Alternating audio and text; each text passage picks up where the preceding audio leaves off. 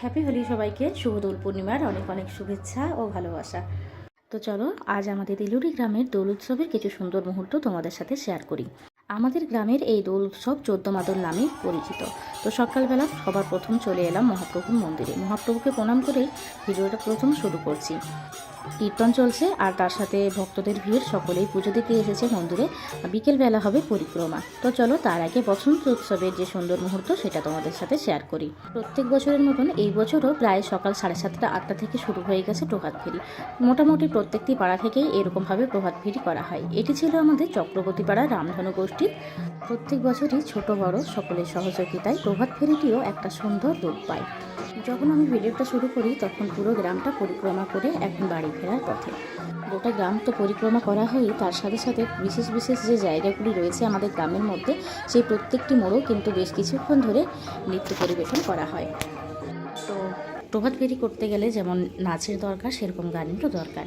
তো যেমন নৃত্য পরিবেশন করছিল কিছুজন, সেরকম কিছুজন গানও গাইছিল। আর তার সাথে ছিল ছোটরা, তাদেরকেও সুন্দরভাবে সাজানো হয়েছে, তারাও কিন্তু নৃত্য পরিবেশন করছিল। আমাদের তিলুরি গ্রামে দোল উৎসব মানে হচ্ছে একদম সকাল থেকে শুরু করে সারা দিনব্যাপী অনুষ্ঠান। একের পর এক সমস্ত কিছু তো আর 5-10 মিনিটের ভিডিওর মাধ্যমে তুলে ধরা সম্ভব নয়, তাই যতটা সম্ভব হলো আপনাদের সাথে শেয়ার করলাম। এরপর যারা আসতে চান অবশ্যই আসতে পারেন। তো চলো প্রসাদ খাওয়ানোর যে ব্যবস্থা রয়েছে সেটা একটু শেয়ার করি। এখন অনেকটাই বেলা হয়ে গেছে, প্রায় 12টা মতো বাজে। আর এই যে দেখো এখানে খিচুড়ি রান্না হচ্ছে, সেই ভোর থেকে রান্না হচ্ছে, প্রচুর খিচুড়ি রান্না করা হয়ে গেছে, এখনও পর্যন্ত রান্নার কাজ চলছে।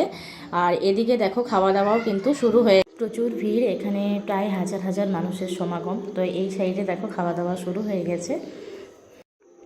প্রায় 12টা 12:30 থেকে শুরু করে 3টা 3:30 পর্যন্ত একই রকম ভিড় থাকে।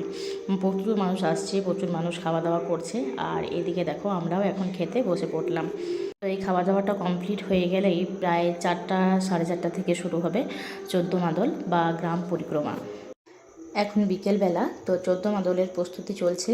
দেখো সবাই আবির নিয়ে, হাতে খোল করতাল নিয়ে একদম রেডি হয়ে গেছে। আর মহাপ্রভুর ফটোটাও রয়েছে রিস্কার মধ্যে সাজানো হয়ে গেছে।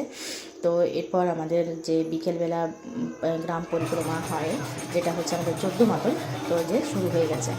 আমাদের এই তিলুরি গ্রামে 14টি পাড়া ছিল আগে, এখন অনেক বেশি সংখ্যায়। তো এই 14টি পাড়া থেকে 14টি দল বার হতো, কীর্তন দল, বিকেলবেলা এইভাবে। তো সেই থেকে আমাদের নাম উঠে এসেছে 14 মাদল। তো এখন শুধু আমাদের গ্রামের নয়, তিলুরির পাশাপাশি যে গ্রামগুলি রয়েছে সেগুলি থেকেও কীর্তন দল আসে। এরকমভাবে বহুত মানুষ আসে, গ্রাম পরিক্রমা করে। তো পরপর দেখো প্রত্যেকটি দল পার হয়ে যাচ্ছে। তবে কোনটা কোন পাড়া থেকে পার হয়েছে কোন দলটা সেটা কিন্তু আমি বলতে পারবো না, কারণ এখন প্রচুর ভিড় রয়েছে, তার সাথে মানুষ মুখে রং মেখে রয়েছে, সবসময় কিন্তু বোঝা যাচ্ছে না।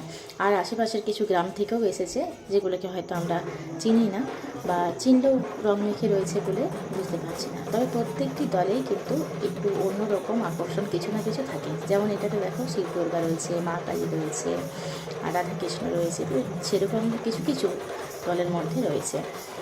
মহাপ্রভুর কৃপায় আর প্রতিটা মানুষের ভালোবাসায় আমাদের তিলুরি গ্রাম এখন রঙে রঙে রঙিন হয়ে উঠেছে। তবে এই সুন্দর দৃশ্য উপভোগ করতে হলে অবশ্যই আসতে হবে আমাদের গ্রামে, আসতে হবে দোল পূর্ণিমায়।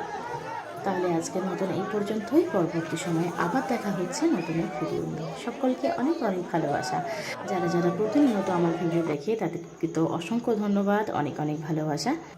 তবে আমি ভিডিও শেষে একটা কথাই বলবো, সকলে শান্তি শৃঙ্খলা বজায় রেখে অবশ্যই হোলি উৎসব পালন করুন। হ্যাপি হোলি সবাইকে।